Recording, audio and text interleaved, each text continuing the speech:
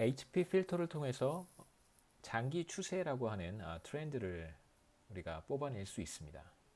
그래서 실제 우리가 관찰한 실질 GDP, 액추얼 GDP라고 이제 우리가 부르기도 하는데요. 실제 GDP, 실질 가치로 측정한 이제 실질 GDP로부터 우리가 트렌드를 뽑아내게 되면 남는 것들이 있을 텐데요. 트렌드 주변을 이렇게 업앤다운 하는 방식으로 상승하기도 하고 하락하기도 하고 이런 패턴을 우리가 뽑아낼 수 있습니다. 그 패턴을 우리가 한번 볼 수 있는데요.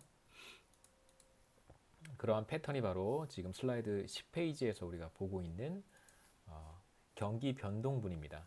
보시면 우리가 1960년부터 GDP를 제가 그렸기 때문에 최근에 코로나 바이러스로 인한 이제 경기 침체 상황이 그렇게 크게 두드러지게 나타나지는 않는데요. 먼저 보시면 가장 최근에 있었던 침체 리세션부터 살펴보겠습니다. 이때가 이제 IMF 경제 위기 기간이고요.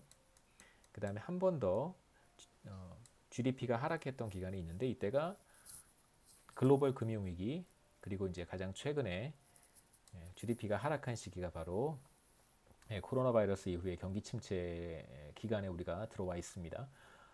그래서 지금 우리가 앞서 바로 앞 슬라이드에서 액추얼 GDP로부터 트렌드를 찾고 그 트렌드를 제거한 나머지 경기 변동분을 우리가 찾아낼 수 있는데요.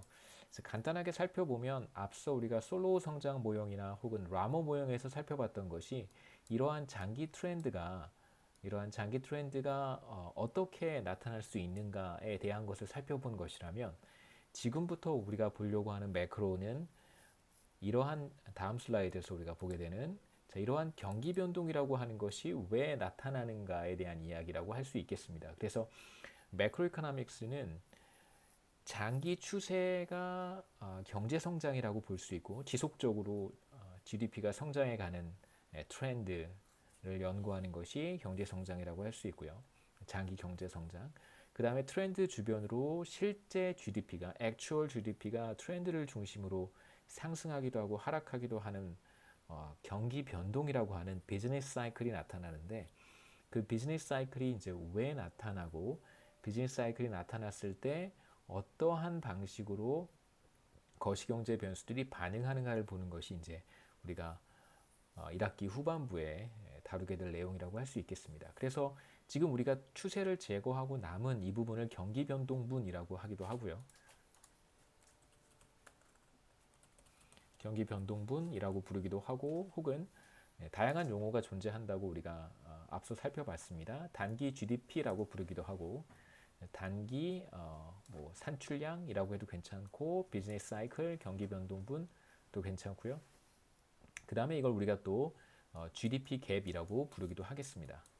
물론 이제 정확한 의미에서 GDP 갭은 아닌데요. GDP 갭은 액추얼 GDP하고 잠재 GDP, 포텐셜 GDP 사이의 차이인데 지금 우리가 HP 필터를 통해서 찾아낸 트렌드를 포텐셜 GDP라고 보지는 않습니다. 포텐셜 GDP라고 하는 것을 우리가 또 찾아낼 수 있는데 그러니까 HP 필터를 통해서 얻은 장기 추세라고 하는 것이 포텐셜 GDP는 아니기 때문에요. 사실 우리가 지금 HP 필터를 통해서 찾아낸 경기 변동분을 정확히 GDP 갭이라고 부를 수는 없습니다만 우리가 뭐 지금 거시경제학의 컨텍스트 내에서는 이러한 용어들을 그냥 혼용해도 큰 문제는 없으니까 우리가 혼용해서 사용하도록 하겠습니다. 다만 정확히 지금 우리가 보고 있는 단기 GDP라고 하는 것이 GDP 갭과는 다른 개념이다라고 하는 것만 기억하시고요. 우린 이제 이 둘을 그냥 바꾸어서 사용하도록 하겠습니다. 그 다음에 2000년 이후에 주요한 특징이 뭐냐면 물론 글로벌 금융위기 기간을 우리가 제외하고 지금 최근에 코로나 바이러스 기간까지 제외한다면 비교적 이제 경기 변동의 사이클이 그 비즈니스 사이클이 비교적 크지 않다라고 하는 것을 알 수 있습니다. 그러니까 비교적 경기가 과열될 때는 그렇게 심하게 과열되지 않고 그 다음에 경기가 침체기로 들어갔을 때에도 비교적 많이 하락하지 않는 그런 패턴을 보여왔습니다. 물론 이제 이 두 가지 시나리오를 빼고 얘기를 할 수는 없습니다만 대체적으로 과거에 비해서 2000년 이후에 이제 경기 변동의 폭이 보통 우리가 비즈니스 사이클을 측정을 할 때 변동성이라고 하는 지표를 사용을 하는데요. 변동성은 보통 표준 편차로 측정을 합니다. 변동성. 그래서 이걸 우리가 어떻게 이해할 수 있냐면 이쪽 세로축을 마이너스 0.05를 이제 5%라고 볼 수 있겠죠. 그 다음에 이쪽은 0.05는 5%. 그래서 뭐 2000년 이전에는 5% 바깥으로 그 경기 변동의 이제 크기가 이렇게까지 벌어지는 시기들도 빈번하게 나타났었는데요. 이때는 이제 경제 규모가 비교적 작고 GDP의 총량이 크지 않았기 때문에 외부적인 충격, 내부적인 충격이 조금만 발생을 해도 GDP가 크게 변동하는 그런 그러기 쉬웠던 기간이라고 할 수 있고 2000년 이후에 이제 한국 경제 규모가 비교적 커졌기 때문에요. 외부적인 충격으로부터 비교적 GDP가 크게 반응하진 않지만 글로벌 금융위기라든가 이제 코로나 바이러스와 같은 비교적 큰 경제 위기 상황에서는 이제 GDP가 비교적 크게 감소했다는 것을 우리가 확인할 수 있습니다.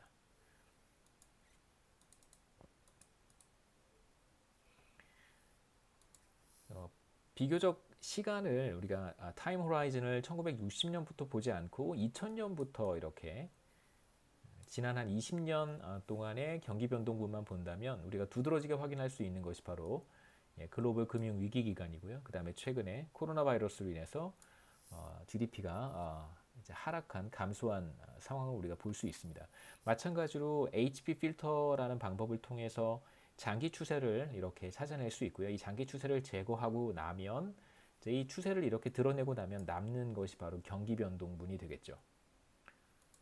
그래서 보시면 이제 코로나 바이러스로 인한 충격의 크기가 매우 크게 나타난다는 걸 확인할 수 있습니다. 글로벌 금융 위기 기간 동안 GDP가 얼마나 하락했냐면 대략 한 4% 가까이 하락했고요.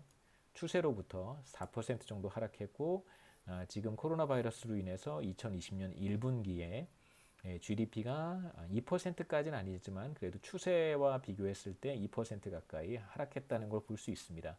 그 다음에 이제 우리가 하나 더 확인할 수 있는 건 이 막대 그래프 하나가 지금 하나의 분기를 가리키고 있는 거거든요. 그래서 보시면 바로 직전 분기, 4분기겠죠. 2019년 4분기 때는 추세보다 약간 반등하긴 했지만 지금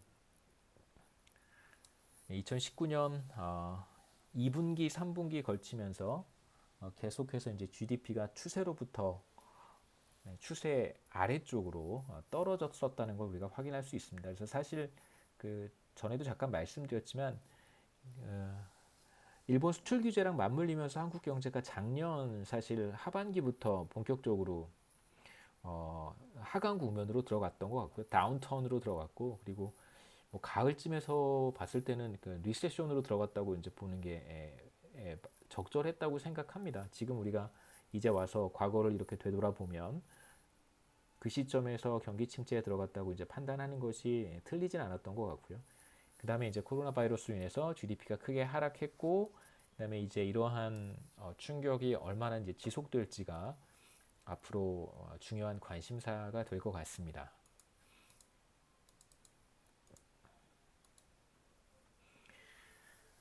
장기 추세와 경기 변동 관련해서 먼저 인플레이션에 대한 이야기를 해볼 텐데요. 이제 우리가 파이 t를 t 시점에서 actual inflation rate라고 정의하도록 하겠습니다.